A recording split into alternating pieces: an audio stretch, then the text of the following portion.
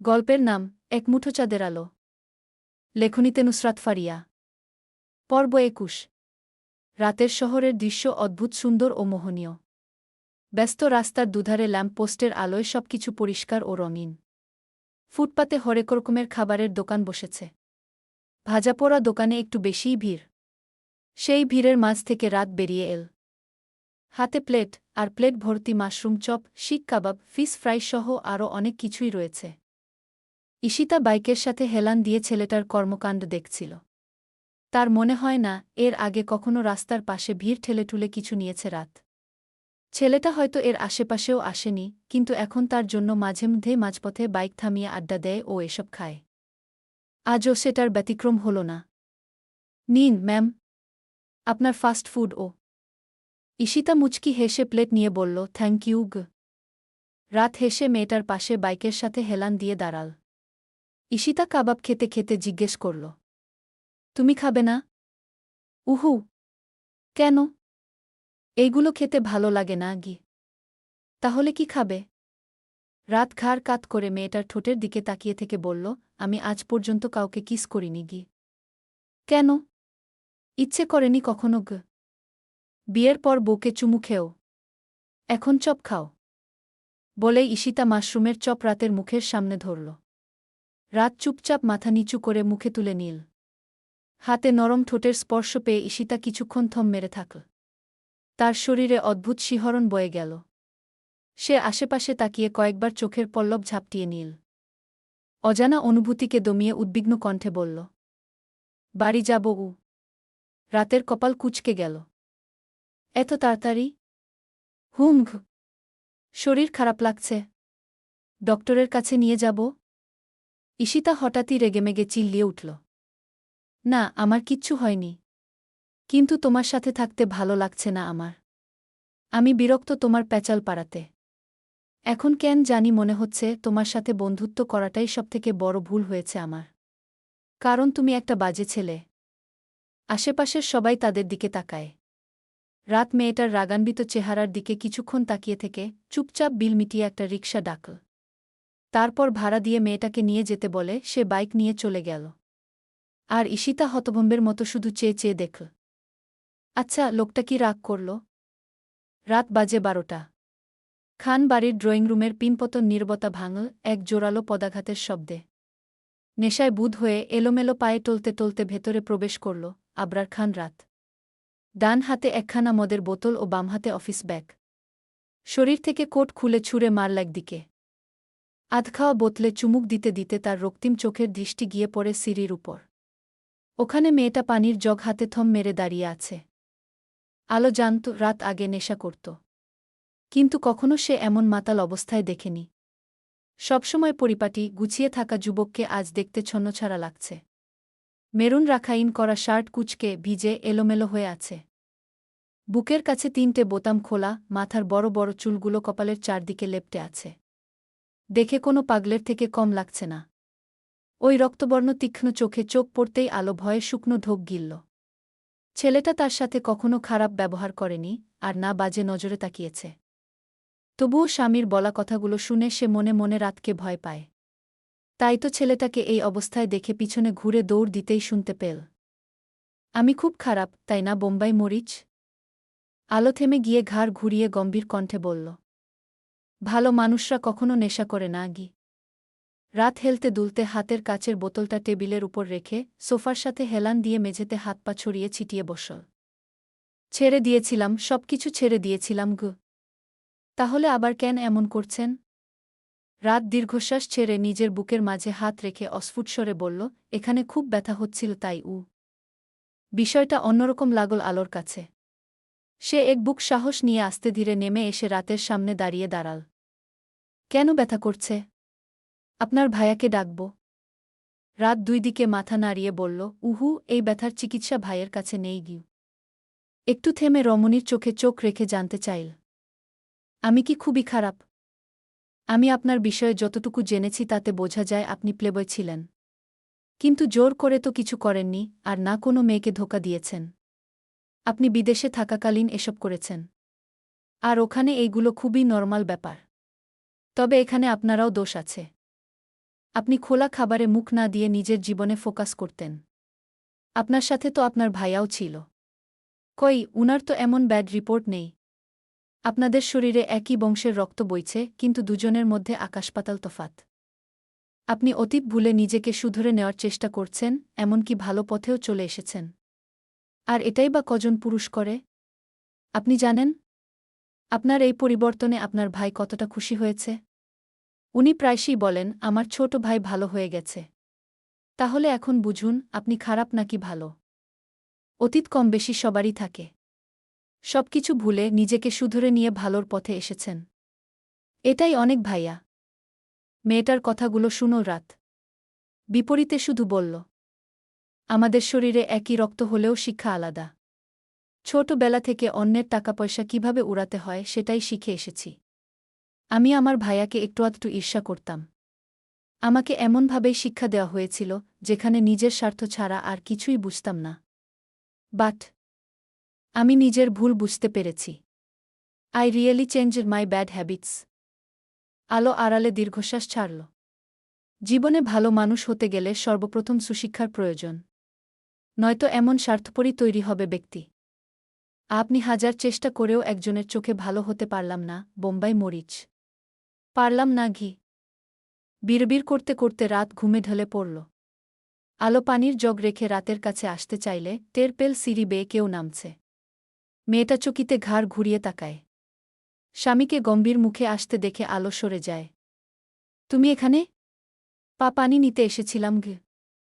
আধার আর কিছু না বলে রাতকে পর্যবেক্ষণ করে নিয়ে কাছে এল। ছোট ভাইকে ধরে সাবধানে দোতলায় নিয়ে যেতে লাগল। আলো সেদিকে এক পলক তাকিয়ে জগ নিয়ে রান্নাঘরের দিকে চলে গেল। রাতকে রুমে নিয়ে এসে বিছানায় শুয়ে দিল। পরনের শার্ট, পায়ের বুট, মোজা খুলে দিয়ে গায়ে চাদর টেনে দিল। এসি অন করে ড্রিম লাইট জ্বালিয়ে দেয়। আধার কপাল কুঁচকে ভাইয়ের লালচে চেহারার দিকে তাকিয়ে থেকে আনমনে আওড়াল। কিছু তো একটা হয়েছে। পরন্ত দুপুর বেলায় রোদ্দুর মাঝে বাস স্ট্যান্ডে বিরক্তিতে চোখমুখ কুঁচকে দাঁড়িয়ে আছে ছায়া। পরনে নীল টপস ও সাদা স্কার্ট। রোদের কারণে উজ্জ্বল শ্যাম বর্ণের মুখটা রক্তিম হয়ে উঠেছে। বারবার ওড়না দিয়ে কপালের ঘাম মুছছে। ৫ মিনিট দেরি করে আসার ফলে বাস মিস করেছে। পরবর্তী বাস কখন আসবে সেটাও জানে না। মেয়েটা বিরক্তে হাত ঘড়ির দিকে তাকায়। ২টো বেজে যাচ্ছে, অথচ সে রোদে মধ্যে দাঁড়িয়ে থেকে কাইল্লা ভূত হচ্ছে। ছায়া আর কিছুক্ষণ অপেক্ষা করে সামনের পথ ধরে হাঁটতে শুরু করল। কোনো রিকশা বা অটোতে করে যাবে। ছায়া রাস্তা পার হওয়ার সময় খেয়াল করল, তার সামনে এসে একটা কার থেমেছে। ভরদুপুর বেলা এমন নির্জন পথে কালো রঙের গাড়ি দেখে মেয়েটা ভয় পেয়ে পিছিয়ে যায়। ছোটবেলায় শুনেছে এমন কালো গাড়িতে করেই বাচ্চাদের ধরে নিয়ে যায় রাস্তা থেকে। কিন্তু সে তো বাচ্চা নয় তাহলে? আরে ধুর, সে এসব কি ভাবছে? বাচ্চা না হলেও তো একটা মেয়ে। আর আজকাল মেয়েরা কোথাও নিরাপত্তা নয়। মেয়েটার আকাশপাতাল ভাবনার মাঝেই ডোরের কাছ নেমে গেল। ছায়া কাঁধে ঝুলানো ব্যাগ চেপে ধরে দৌড় দিতে চেয়েও কিছু একটা খেয়াল করে দিল না, বরঞ্চ চোখ দুটো বড়বড় করে বিস্ময়ে তাকিয়ে রইল যুবকের পানে। কোথায় যাচ্ছেন, মিস? রাস্তার মধ্যে মানুষটার দেখা পাওয়া অপ্রত্যাশিত ছিল ছায়ার। সে চোখের পল্লব ঝাপটিয়ে ধীর কণ্ঠে বলল, বাড়িতে গু। পায়ে হেঁটে হেঁটে? তাহলে কি উড়ে উড়ে যাব? মিন্ময় হেসে বলল, গাড়িতে উঠুন, আমি আপনাকে পৌঁছে দিচ্ছি গু। আপনার সময়ের মূল অনেক। অহেতুক আমার জন্য সেটা নষ্ট করেন না গি। বন্ধুর শালী সাহেবার জন্য এইটুকু করাই যায়। আর আমরা এখন বেআইন। সো কাম গু। একথা বলে মিন্ময় নিজেই পাশের ডোর খুলে দিল। ছায়া আর আপত্তি করল না। চুপচাপ উঠে বসল। মেয়েটা সিট বেল্ট লাগিয়ে নিতেই মিন্ময় গাড়ি স্টার্ট দিল এবং ঠিকানা জিজ্ঞেস করল। ছায়া গুটিসুটি হয়ে বসে থেকে ক্ষণে ক্ষণে আর চোখে পাশে বসে থাকা সুদর্শন যুবকের দিকে তাকাচ্ছে। লোকটা ঠোঁট কামড়ে এক হাতে মনোযোগ সহকারে ড্রাইভ করছে। ধীরে ধীরে সময় অতিবাহিত হয়ে যায়। কাঙ্ক্ষিত স্থানে এসে মিন্ময়ের গাড়ি থামে এবং ছায়া ধন্যবাদ দিয়ে নেমে পড়ল। মেয়েটা চলে যেতে চাইলে মিন্ময় পিছন থেকে ডেকে ওঠে। ছায়া ফিরে এলে মিন্ময় একটা কার্ড বাড়িয়ে দিল। সেটা দেখে জিজ্ঞেস করল, এটা কিসের কার্ড? আমার বিয়ের। ছায়া চমকে উঠল। কি হ? মিন্ময় মেয়েটার রিয়াকশন দেখে নিঃশব্দে হেসে বলল, relax miss, I'm just kidding. তবুও ছায়া স্বস্তি পেল না। ও চট করে কার্ড নিয়ে খুঁটিয়ে খুঁটিয়ে দেখতে লাগল। মিন্ময় এক হাতে মাথার চুলগুলো ব্যাকব্রাশ করতে করতে বলল, সামনে আমার একটা অনুষ্ঠান রয়েছে। বলতে পারেন সকল ভক্তদের সাথে দেখা করব, অটোগ্রাফ দিব। ওই দিন আপনার আপুর বলা কথাগুলো শুনে সিদ্ধান্ত নিই সবার সাথে মিট করব। আপনাকে আমি পার্সোনালি ইনভাইট করলাম। আই হোপ আপনি আসবেন। আপনার দুলাভাই আপু আসবে। আর হ্যাঁ, আপনার ছোট বোন মায়কেও নিয়ে আসবেন। ছায়া একগাল হেসে মাথা নাড়িয়ে বলল, ঠিক আছে গিউ। মিন্ময় চোখে সানগ্লাস পরে গাড়ি স্টার্ট দিতে দিতে বলল, খুব শীঘ্রই আমাদের আবারও দেখা হচ্ছে। টেক কেয়ার অব ইউগ। ছায়া হাত নাড়িয়ে বলল, বাই গায়ক সাহেব। সাবধানে যাবেন আর আপনিও নিজের খেয়াল রাখবেন গু। আজ রাত অফিসে যায়নি, সারাদিন ঘুমিয়ে পার করেছে। সন্ধ্যা বেলা উঠে গোসল করে বেরিয়ে এল। আলো রান্নাঘরে টুকটাক কাজ করছিল। আর শেফালি চাচি মটরশুঁটি বাছছেন। দেবরকে দেখে আলো ফ্রিজ থেকে খাবার বের করে ওভেনে গরম করতে দিল। সবকিছু গরম করে ডাইনিং রেখে বলল, আসুন ভাইয়া ঘি। রাত চুপচাপ এসে চেয়ার টেনে নিয়ে বসল। আলো প্লেটে খাবার বেড়ে দিল। শোভহান খান বাহিরে গিয়েছিলেন। ফেরার পথে নাতবুয়ের জন্য এটা সেটা নিয়ে আসেন। মেয়েটা আবার বাহিরের খাবার খেতে খুব পছন্দ করে। তাই আজকেও নিয়ে এলেন। দাদাজানকে দেখে আলো হাসিমুখে এগিয়ে আসে ড্রয়িং রুমে। আজকে কি নিয়ে এসেছো দাদাজান? শোভহান খান জিনিসের টোপলা দিয়ে বললেন, ফুচকা, চটটি, মাংসের পেঁয়াজু আর সমুচা গু। জিনিসের নাম শুনে আলোর চোখ দুটো চিকচিক করে উঠল। সে কিছু বলতে যাবে তার আগেই শুনতে পেল, এসব হাবিজাবি রাস্তার খাবার নিয়ে এসে তুমি আমার বউয়ের পেট খারাপ করাচ্ছ দাদাজান উ। আধার দোতলা থেকে নেমে এসে গম্ভীর কণ্ঠে কথাগুলো বলে। সেগুলো শুনে আলো প্রতিবাদী কণ্ঠে বলল, মোটেও আমার পেট খারাপ হয় না আগে। এবার যদি বমি করো তাহলে ঘাড় ধরে রুম থেকে বের করে দিব গো। আলো ঠোঁট উল্টে দাদাজানের দিকে তাকায়। শোভহান খান বড় নাতির উদ্দেশ্যে গম্ভীর কণ্ঠে বললেন, আমার নাতবুকে বের করে দিলে তোমাকেও এ বাড়ি থেকে বের করে দিব গো। আধার থমথমে মুখে বলল, তুমি আস্ত একটা গিরগিটি। আলো ফিক করে হেসে দিয়ে ওখান থেকে চলে গেল। গরম গরম কফি বানিয়ে নিয়ে এসে স্বামীকে দিল, তারপর সে ফুচকা রেডি করতে শুরু করল। কোনো সমস্যা হয়েছে? আধার রাতের পাশের চেয়ারে বসতে বসতে জিজ্ঞেস করল। রাত খেতে খেতে জবাব দিল, উহু, সব ঠিক আছে গি। আধার আর কিছু বলল না, শুধু নিজের বউয়ের দিকে তাকিয়ে রইল। ডিনার করার পর আলো স্বামীর কাছে বায়না করে আজ রিকশায় করে ঘুরবে এবং রাতের শহর দেখবে। আধার সোজাসাপটা না করে দেয়, কারণ তার ভার্সিটির জরুরি কাজ আছে। এবং এটাও বলে অন্য কোনো সময় নিয়ে যাবে। কিন্তু আলো তো আলোই। সে জেদ ধরে বসে আছে। আজ যাবে মানে যাবেই। এমনকি শাড়ি পরে সেজেগুজে তৈরি হয়ে বসে আছে। মেয়েটা যখন দেখল এতেও কাজ হচ্ছে না, তখন কান্নাকাটি শুরু করে দিল। তার কুমিরের কান্নার কাছে আধার আত্মসমর্পণ করে বুকে নিয়ে ঘুরতে বেরিয়েছে। নয়তো তাকে শান্তিতে থাকতে দিবে না। মেয়েটা আজকাল একটু বেশিই জেদ তারামি করছে। রাতের আধারের নিস্তব্ধতার মাঝে নির্জন পথ দিয়ে স্বামীর হাতে হাত রেখে হাঁটছে আলো। অন্য হাতে একগুচ্ছ গোলাপ। একটু আগেই রিকশায় করে দুজন মিলে শহর ঘুরেছে। আপাতত এখন হেঁটে হেঁটেই বাড়িতে ফিরছে। খুশি হয়েছ? আলো একগাল হেসে মাথা নাড়িয়ে বলল, খুব। আধার মুচকি হেসে হাত ছেড়ে দিয়ে শাড়ি ভেদ করে কোমর চেপে ধরে নিজের সঙ্গে মিশিয়ে নিয়ে বলল, এতদূর পথ হেঁটে যেতে পারবে? এখনই তো পা ব্যথা করছে গি। তাহলে রিকশায় উঠলে না কেন? আপনার সাথে হাঁটব তাই উ। ঠিক আছে, চলো। মাঝপথে এসে আলো কোমর চেপে ধরে থেমে যায়। তার পা জোড়া আর চলছে না। মনে মনে নিজেকে ইচ্ছেমতো বকাবকি করল। শুধু শুধু জেদ করে। জুতা খুলো উ। স্বামীর কথা শুনে আলো চোখ দুটো বড়বড় করে তাকায়। সেটা দেখে আধার বিরক্তিতে বলল, এমনভাবে তাকিয়ে আছো যেন তোমাকে আমি শাড়ি খুলতে বলেছি। আলো কিছু না বলে হিল জোড়া খুলে দিল। সে বুঝতে পারছে না এই লোকটা তার জুতা নিয়ে কি করবে। ভাবনার মাঝেই সে নিজেকে শূন্যে অনুভব করল। আলো চমকে উঠে দুহাতে স্বামীর গলা আঁকড়ে ধরে বিস্ময়ে তাকায়। এটা কি করেছেন আপনি? আধার এক হাতে মেয়েটার জুতা নিয়ে অন্য হাতে পাজা কোলে তুলে নিয়ে সামনে হাঁটতে থাকে এবং বলে, মুখ বন্ধ করে থাকো, নয়তো আছাড় মারবু। লোকে দেখলে কি ভাববে? কে কে ভাবল না ভাবল, আই ডোন্ট কেয়ার। আমি অন্যের বুকে নয়, নিজের বুকে নিয়ে যাচ্ছি গু। আলো কিছু না বলে কাঁধে মাথা রেখে মানুষটার মুখের দিকে তাকায়। তখনই তার মনে সূক্ষ্ম ইচ্ছে জাগল। সে আশেপাশে নজর বুলিয়ে নিয়ে মাথা উঁচু করে টপাটপ দুটো চুমু বসিয়ে দিল স্বামীর বাম গালে। হঠাৎই আধারের পা জোড়া স্লথ হয়ে গেল, সে চোখ রাঙিয়ে মেয়েটার দিকে তাকাতেই খিলখিল করে হেসে উঠল। জান। আলো তর্জনী আঙুল দিয়ে স্বামীর গালে আঁকিবুকি করতে করতে আদুরে কণ্ঠে ডাকে। এই প্রথম বউয়ের মুখ থেকে এই বাক্য শুনে আধারের হৃদয় কাঁপল। সে শুকনো ঢোক গিলে গম্ভীর কণ্ঠে বলার চেষ্টা করল, মাঝরাস্তায় আমাকে সিডিউস করার একদম চেষ্টা করবে না। চুপচাপ ভদ্র মেয়ের মতো। আধার সম্পূর্ণ কথা শেষ করতে পারল না, কারণ পাজি মেয়েটা তার ঠোঁটে চুমু দিয়েছে। আধার চোখ বুজে জোরে জোরে শ্বাস নিয়ে নিজেকে সামলানোর চেষ্টা করল। সে জানে এই মেয়েটা ইচ্ছে করে তাকে জ্বালাচ্ছে, কারণ তারা এখন বাহিরে আর সে চাইলেও কিছু করতে পারবে না। তাই তো অসভ্য মেয়েটা সুযোগের ফয়দা তুলছে। ভালোবাসি গু। ছোট্ট একটা বাক্য, অথচ সেই বাক্য শোনা মাত্রই আধারের হৃদয় থমকে গেল। সে মেয়েটার দিকে তাকিয়ে অস্ফুটস্বরে বিড়বিড় করল, কি বললে? আবার বলো। আলো প্রাণখোলা হাসি দিল। তারপর প্রিয় মানুষটিকে শক্ত করে জড়িয়ে ধরে কানের কাছে মুখ নিয়ে ফিসফিসিয়ে বলল, love you. I really love you so much মি খান উ।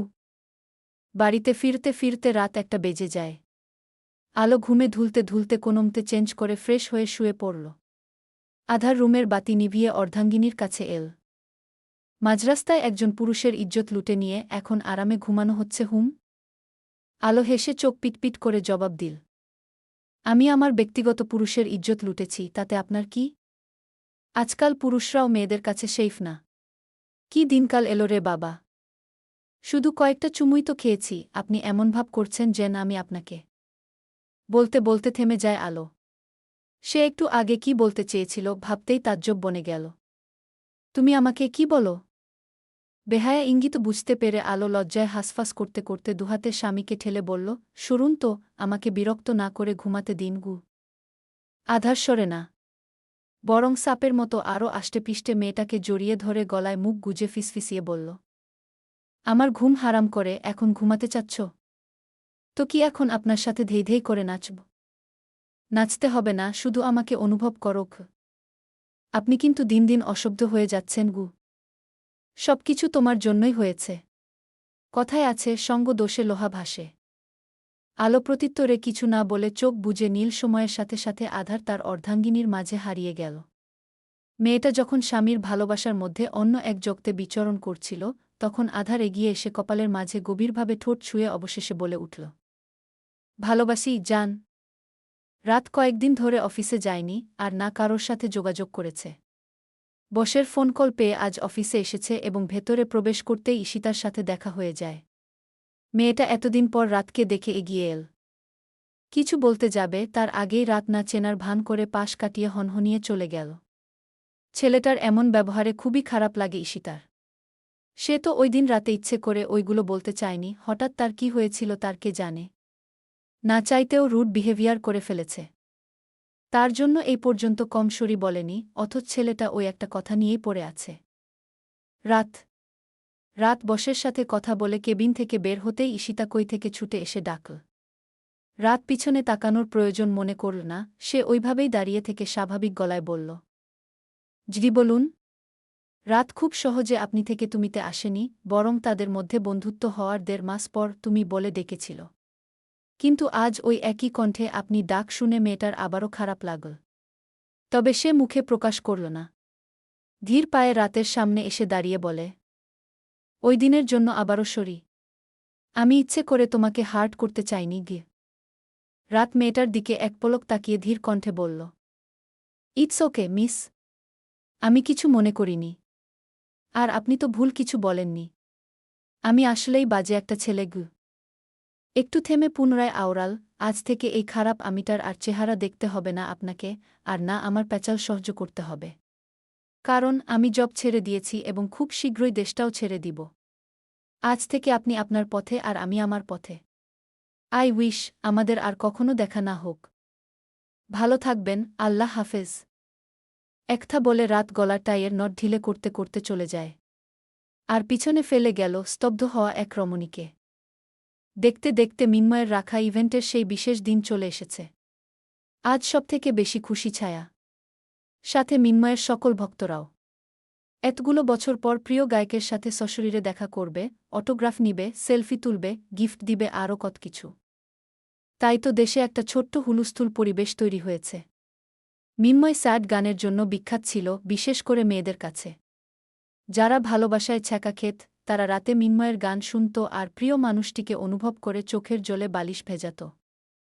অথচ তারা কেউই এই স্যাড গান গাওয়ার পিছনের রহস্য জানে না। তারা জানেই না তাদের অতি প্রিয় গায়ক মিন্ময় আহমেদ রাজও ছ্যাঁকা খেয়ে বাঁকা হয়ে আছে। আর নিজের ভালোবাসাকে না পাওয়ার কষ্ট থেকেই তার এই যাত্রা শুরু। এই নতুন জগতে সে খুব কম সময়ে সবার মন জিতে নিলেও অনেকেই হয়ে উঠেছে তার শত্রু। ভালোর মাঝেও খারাপ রয়েছে। ঠিক তেমনি মিন্ময় ভক্তদের সাথে কিছু সংখ্যক শত্রুও পেয়েছে। না রাখা কিছু কথা, সময়েরই ঝরা পাতা, দিয়ে যায় শুধু ব্যথা। এই বুকে থেমে যাওয়া সেই গানে, জমে থাকা অভিমানে। বৃষ্টি থামে না দু চোখে। ও মন কাঁদে রে, কাঁদে রে, কাঁদে রে। স্মৃতি মোছে না। ও দুই আয়না, মন ভাঙা আয়না। যায় না ব্যথা, ভোলা যায় না। সয় না এই ব্যথা যে সয় না দুই। বিশাল অডিটোরিয়ামে হাজারো ভক্তদের সামনে মূল স্টেজে নিজের সিগনেচার গিটার নিয়ে গান গাইছে মিন্ময় আহমেদ রাজ। তার সামনে সকল ভক্তরা গানটা অনুভব করছে। এত এত মানুষের ভিড়ে আলো ছায়া মায়া হারিয়ে যাওয়ার উপক্রম। তাদের জন্য বিশেষভাবে বসার আলাদা করে জায়গা করা হলেও তারা সবার মাঝেই এসে মিলেমিশে গেছে। আজ ছায়া মেরুন রঙা শাড়ি পরে এসেছে। তার দুই পাশে আলো ও মায়া রয়েছে। চারিদিকে ভক্তদের ভিড়ে মিডিয়ার লোকজন, পুলিশ, গার্ডও আছে। আলো আশেপাশে উকিঝুঁকি মেরে তার স্বামীকে খুঁজছে। একসময় পেয়েও গেল, ওই তো স্টেজের পাশে এক জায়গায় বসে থেকে ফোন টিপছে। চারিপাশে কি হচ্ছে না হচ্ছে সেদিকে উনার কোনো ধ্যান নেই। বেরসিক পুরুষ কোথাকার। গান শেষ হওয়ার কিছুক্ষণ পরে মিন্ময় বসে পড়ল সবাইকে অটোগ্রাফ দিতে। সে হাসিমুখে সবার সাথে টুকটাক কথা বলছে, অটোগ্রাফ দিচ্ছে, সেলফি তুলছে এবং ভক্তদের নিয়ে আসা উপহারও গ্রহণ করল। এমনকি তার তরফ থেকেও উপহার দেওয়া হল। পুরো হল জুড়ে তার নাম ধরে চিৎকার, ক্যামেরার ফ্ল্যাশ আর অন্যরকম একটা উন্মাদনা সৃষ্টি হয়েছে। এই আপু, চলো চলো, অটোগ্রাফ নিবঘ। ছোট বোনের ঠেলাঠেলি দেখে আলো চোখ মুখ কুঁচকে বলল, ভাইয়া তো তোকে অটোগ্রাফ দিয়েছে, তাহলে আবার কেন নিবি? ইচ্ছে করছে তাই নিবঘ। তাহলে যা মায়াকে নিয়ে, আমি ওই ভিড়ের মধ্যে গিয়ে চ্যাপ্টা হতে পারব না গো। ছায়া বড় বোনকে আর জোর করল না। মায়াকে বগলদাবা করে নিয়ে সামনে এগিয়ে যেতে লাগল। Autograph please. চেনা কণ্ঠস্বর শুনে মিন্ময় মুখ তুলে সামনে দাঁড়ানো রমণীর দিকে তাকায়। ডবল চান্স নেই মিস। আপনাকে আমি অনেক আগেই অটোগ্রাফ দিয়েছি গিয়ে। আপু ঠিকই বলে, আপনি ভীষণ কিপটে গি। মিন্ময় হেসে মেয়েটার হাত থেকে ডায়েরি নিয়ে অটোগ্রাফ দিল। ছায়া নিয়ে আসা এক গুচ্ছ লাল গোলাপ এবং একটা ছোট্ট গিফট বক্স বাড়িয়ে দিয়ে ধীর কণ্ঠে বলল, আপনার ভক্তর তরফ থেকে সামান্য গিফট। আশা করছি গ্রহণ করবেন। মিন্ময় বাধ্য ছেলের মতো সেগুলো নিয়ে নিজের পাশে রাখল। তারপর ছায়া বায়না করল সেলফি তোলার। মিন্ময় চুপচাপ মেয়েটার সাথে হাসি মুখে অনেকগুলো ছবি তুলল এবং স্পেশাল একটা গিফটও দিল। খুব চমৎকার একটা ব্রেসলেটের মাঝে খোদাই করে লেখা আছে ম্যা, যেটা পেয়ে এক মুহূর্তেই ছায়া খুশিতে আত্মহারা হয়ে উঠল। মেয়েটার খুশি দেখে মিন্ময় ঠোঁট কামড়ে হেসে বাকিদেরকে অটোগ্রাফ দিতে ব্যস্ত হয়ে গেল। দূর থেকে দৃশ্যটা দেখে আলো মুচকি হাসল। তখন পাশে কারোর অস্তিত্ব অনুভব করে ধীর কণ্ঠে বলল, আজ আমার বোনটা খুব খুশি গু। আধার ছায়ার দিকে তাকায়। মেয়েটা মায়াকে কিছু একটা বলছে আর হাসতে হাসতে বাম হাতে ব্রেসলেট পরছে, যেটা একটু আগে মিন্ময় দিয়েছে। আপনি অটোগ্রাফ নিবেন না? আলোর কথা শুনে আধার নজর সরিয়ে নিয়ে বিড়বিড় করে বলল, যেখানে প্রতিরাতে বউয়ের থেকে অটোগ্রাফ পাই, সেখানে বন্ধুর থেকে অটোগ্রাফ নিয়ে কি করব? অসভ্য লোক কোথাকার উ। আলো চোখ মুখ কুঁচকে সেখান থেকে সরে গেল। আর আধার মাথা নিচু করে নিঃশব্দে হাসল। এত ভক্তদের অসীম আনন্দের মাঝেও একজনের ঠোঁটের কোনো ক্রূর হাসি লেগে আছে, সাথে রক্তিম চোখ দুটোও জ্বলজ্বল করছে। যেন কিছু একটা করার জন্য সঠিক মুহূর্তের অপেক্ষা আছে। গার্ডের পোশাক পরিহিত ব্যক্তিটা সকলের উপর নজর রাখছে এবং মিন্ময়ের থেকে বেশ দূরত্ব বজায় রেখে এক জায়গায় দাঁড়ায়। এখন শুধু ছেলেটার উঠে দাঁড়ানোর পালা। নয়তো টার্গেট মিস হয়ে যাবে। আর তিনি এই সুযোগ কোনোমতেই হারাতে চান না। অচেনা লোকটাকে বেশিক্ষণ অপেক্ষা করতে হল না। মিন্ময় পানি খেতে খেতে উঠে দাঁড়ায়। ভক্তদের সাথে হাত নাড়িয়ে হাসিমুখে কথা বলছে ছেলেটা। ঠিক তখনই ন্যানো সেকেন্ডের মধ্যে গুলির বিকট শব্দে পুরো হোল রুম মুহূর্তেই কেঁপে উঠল। ঠাস! গুলির বিকট শব্দে অডিটোরিয়ামের হাজার হাজার মানুষের মধ্যে মুহূর্তেই হুলস্থুল আর চিৎকার শুরু হয়ে যায়। মানুষ পাগলের মতো এক্সিট গেটের দিকে দৌড়াচ্ছে। তারা অনেক খেয়ালই করল না, তাদের প্রিয় গায়ককে বাঁচাতে গিয়ে এক রমণী নিজের বুকে বুলেট নিয়েছে। ছায়া চোখের সামনে নিজের কলিজার টুকরো বোনের রক্তাক্ত দেহ দেখে আলো গলা ফাটিয়ে চিৎকার করে উঠল। অন্যদিকে ছায়ার শরীরটা দুর্বল হয়ে ভেঙে পড়ল। ফ্লোরের শক্ত মেঝেতে ওর নাজুক শরীর স্পর্শ করার আগেই মিন্ময় বাহুডোরে আগলে নিল। ওইদিকে লোকটা হতভম্বের মতো দাঁড়িয়ে আছে। কাকে গুলি করতে চেয়েছিল, আর এখন কে গুলি খেয়ে শুয়ে পড়েছে? পরক্ষণেই আবারও পিস্তল তাক করল মিন্ময়ের দিকে। কিন্তু এবার গুলি করার আগেই অন্য গার্ড, পুলিশ ছুটে এসে লোকটাকে ঘিরে ধরল। ছায়া! মেয়েটার বুক থেকে গলগল করে তাজা রক্ত বের হচ্ছে। বুলেট ঠিক হৃদয়ের কাছে লেগেছে। মেয়েটার রক্তে মিন্ময়ের গায়ে থাকা সাদা শার্ট রক্তবর্ণ হয়ে উঠল। ছেলেটার পুরো শরীর কাঁপছে, গলা শুকিয়ে কাঠ হয়ে এসেছে। কিছু বলতে চেয়েও বলতে পারছে না। এই পিচ্চি মেয়েটা কেন এমন করল? কেন তাকে বাঁচাতে নিজের জীবনের ঝুঁকি নিল? কে বলেছিল মেয়েটাকে ওর সামনে এসে ঢাল হয়ে দাঁড়াতে? এই মেয়েটার কি নিজের জীবনের প্রতি একটুও মায়াদয়া নেই? অপরিচিত একজনের জন্য কেউ এইভাবে নিজের জীবনের ঝুঁকি নিতে পারে? এখন এই মেয়েটার যদি কিছু হয় তখন? না, সে কিছু হতে দিবে না। কিছু না। ছায়া অস্বাভাবিকভাবে শ্বাসপ্রশ্বাস নিচ্ছে। লালচে অশ্রুসিক্ত নয়নে মিন্ময়ের দিকে তাকিয়ে কিছু বলার চেষ্টা করছে, কিন্তু পারছে না। মিন্ময় সময় নষ্ট না করে মেয়েটাকে পাজা কোলে তুলে নিয়ে গেটের দিকে ছুটল এবং অস্থির গলায় বিড়বিড় করতে থাকল। কিচ্ছু হবে না তোমার, কিচ্ছু হবে না। তীব্র কষ্টের মাঝেও ছায়া হাসল। সে নিজের রক্তাক্ত বাম হাতটা মিন্ময়ের গালে রেখে জোরে জোরে শ্বাস নিতে নিতে বহু কষ্টে বলার চেষ্টা করল, গায়ক সাহেব, আমি আপনাকে ভা। হঠাৎই ছায়ার শরীরটা জোরে খিঁচুনি দিয়ে উঠল। চোখের পলকে মেয়েটার ঠোঁটের কোণ বেয়ে এক ফোঁটা তাজা গা রক্ত গড়িয়ে পড়ল। সে আর কোনো কথা বলতে পারল না, তার শরীরটা একদম নিথর হয়ে যায় এবং প্রিয় মানুষটির দেওয়া ব্রেসলেট পরা বাম হাতটা অবহেলায় পড়ে গেল। সঙ্গে থেমে গেল শ্বাসপ্রশ্বাস। কিন্তু তার চোখের পাতা দুটো তখনও বন্ধ হল না, অর্ধেক খোলা পাথরের ন্যায় স্থির চোখ দুটো দিয়ে সে যেন শূন্যের দিকে তাকিয়ে রইল। মিন্ময়ের পায়ের সাথে ওর হৃদয়ও থমকে যায়। সে চট করে মেয়েটার খোলা, কাজল রাঙা, রক্তিম চোখের দিকে তাকায়। শেষবারের মতো ছায়ার মায়াবী চোখের কার্নিশ বেয়ে দুফোঁটা নোনা অশ্রুজল গড়িয়ে পড়ল। মেয়েটার নিথর শরীরটা দেখে মিন্ময়ের চোখ দুটো জ্বলে উঠল। সে তড়িঘড়ি করে মেয়েটাকে নিচে নামিয়ে বুকের মাঝে নিয়ে চিল্লিয়ে ডাকতে শুরু করল। এই মেয়ে, ওঠো বলছি। দেখো, আমার সাথে একদম নাটক করবে না। আমি জানি তুমি আমাকে ভয় দেওয়ার জন্য ইচ্ছে করে এমন করছ। এই ওঠো বলছি। প্রত্যুত্তরে কোনো জবাব এল না। শুধু মেয়েটার আখি জোড়ায় খোলা রয়ে যায়। Oh God, no! Please say it! Please কিছু একটা বলো। এই ছায়া, ওঠো বলছি, ড্যাম ইট! রমণীর রক্তে ভেজা শরীরটাকে ঝাঁকুনি দিয়ে চিৎকার করে উঠল মিন্ময়। ওর রক্তিম এক চোখ বেয়ে অশ্রু গড়িয়ে পড়ল মেয়েটার মলিন মুখের উপর। তবুও কোনোরকম সাড়া দিল না ছায়া। কারণ সে বহু আগেই আকাশের বাসিন্দা হয়ে গেছে। তাদের সামনে ধপ করে হাঁটু ভেঙে বসল আলো। যুবকের কাছ থেকে নিজের বোনকে ছিনিয়ে নিয়ে শক্ত করে জড়িয়ে ধরে ফিসফিসিয়ে বলল, বোন আমার, এইভাবে চুপ করে থাকিস না, তোর আপুর যে বড্ড কষ্ট হচ্ছে।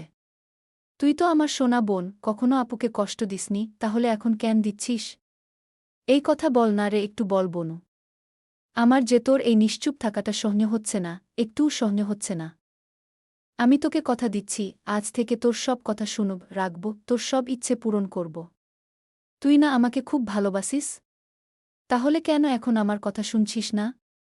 এই বনু, ওঠ, একটু আমার ডাকে সাড়া দে প্লিজ। আমার যে খুব কষ্ট হচ্ছে, খুবগু। কথাগুলো বলে বোনকে দুহাতে চেপে ধরে চিৎকার করে কেঁদে উঠল আলো। তার সাথে তাল মিলিয়ে মায়াও হাউমাউ করে কাঁদছে। ওইদিকে আধার ওয়াশরুম থেকে ফিরে এসে চোখের সামনে এমন অপ্রত্যাশিত দৃশ্য দেখে এক মুহূর্তের মধ্যে স্তব্ধ বা ক্রুদ্ধ হয়ে যায়। ওই মেয়েটার শরীরে এত রক্ত কেন? একটু আগেই তো সুস্থ অবস্থায় দেখে গেল, তাহলে? আধার শুকনো ধোপ গিলে রোবটের মতো ভিড় ঠেলে কাছে এগিয়ে গেল। তাকে দেখে আলো কাঁদতে কাঁদতে বলল, দেখুন না, আমার বোনটা কথা বলছে না আমার সাথে। আপনি ওকে বলুন না আমার সাথে একটু কথা বলতে। একটু থেমে পুনরায় আওড়াল, আমার বোনের শরীর থেকে অনেক রক্ত পড়ছে, ওকে তাড়াতাড়ি হাসপাতালে নিয়ে চলুন। তারপর দেখবেন সুস্থ হয়ে গেছে আর আমার সাথে কথা বলছে। আপনি ওখানে দাঁড়িয়ে আছেন কেন? কি বলছি শুনতে পাচ্ছেন না? আমার বোনকে এক্ষুনি হাসপাতালে নিয়ে চলুন, আমার কলিজার টুকরো বোনটার যে কষ্ট হচ্ছে। তাড়াতাড়ি ওকে নিয়ে চলুন, নয়তো ও আরও কষ্ট পাবে। আধারের চোখ ভীষণ বাজেভাবে জ্বলছে। সে যতই অতীত ভোলার চেষ্টা করুক না কেন, তবুও কোনো না কোনো উপায়ে ঠিকই তার ক্ষতকে জাগিয়ে তোলে। সে জোরে জোরে শ্বাস নিয়ে নিজেকে সামলানোর চেষ্টা করে অর্ধাঙ্গিনীর পাশে গিয়ে হাঁটু গেড়ে বসল। কাপা কাপা বাম হাতটা মেয়েটার মাথার উপর রাখল। আলো তখনও ছোট বোনকে জড়িয়ে ধরে বিলাপ করে যাচ্ছে। ওর শরীর থেকে যত রক্ত পড়েছে সবটা আমি দিব। তবু ওকে হাসপাতালে নিয়ে চলুন। আপনার দুটো পায়ে পড়ি স্যার, আমার বোনটাকে বাঁচিয়ে দিন। ছায়াবিহীন আলো থাকবে কিভাবে? আমার ছায়াকে চাই। ওকে ফিরিয়ে আনুন, প্লিজ ফিরিয়ে আনুন। আমি আমার বোনকে চাই। শেষের বাক্যগুলো নিভু নিভু গলায় বলে আলো। বুকের মাঝে লেপ্টে থাকা ছোট্ট শরীরটাকে একটু আলগা করে ঝুঁকে এসে বোনের পুরো চেহারায় পাগলের মতো ঠোঁট ছুঁয়ে বিড়বিড় করল, একটু সাড়া দে বোন আমার। তোর আপুর দমটা যে বন্ধ হয়ে আসছে। তুই কবে থেকে এত পাষাণ হলি? বড় বোনের কষ্ট দেখেও চুপ করে আছিস। আমার ছায়া তো এতটা স্বার্থপর ছিল না। কিন্তু তুই তুই তো একটা স্বার্থপর মেয়ে বের হলি। একবারের জন্যও আমাদের কথা ভাবলি না। এই ছায়া, ওঠ, নয়তো আমি তোর সাথে কখনো কথা বলবো না। এতটা পাষাণ হস না। ভালোবাসি তো তোকে, তোর আপু অনেক অনেক ভালোবাসে। এখন তুই বল, তুইও আমাকে ভালোবাসিস? এই বল না রেগ। এত কথা বলার পরেও ছায়া নিশ্চুপ। আলো উন্মাদের মতো কাঁদতে কাঁদতে একসময় জ্ঞান হারিয়ে লুটিয়ে পড়ল স্বামীর বুকের মাঝে। আধার অর্ধাঙ্গিনীকে আগলে নিয়ে চোখ বুজে নীল। ওরও কষ্টে বুকটা ফেটে যাচ্ছে। কি থেকে কি হয়ে গেল ভাবতেও দম আটকে আসছে।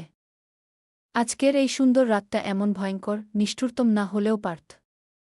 ছায়ার জীবনের সাথে সাথে তার না বলা কথা, অনুভূতিগুলোও থেমে গেল। মেয়েটার বলা আর হল না সে তার গায়ক সাহেবকে কতটা ভালোবেসেছিল এবং চেয়েছিল।